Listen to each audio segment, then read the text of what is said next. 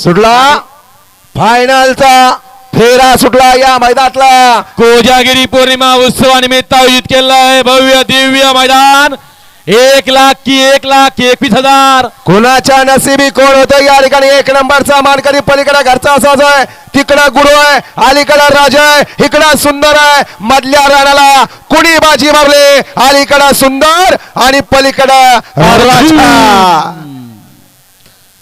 अलीकडं खडक वासलाकरांची परवाची नवीन खरेदी मल्हार आणि पलीकडं विक्रमी खरेदी राजा।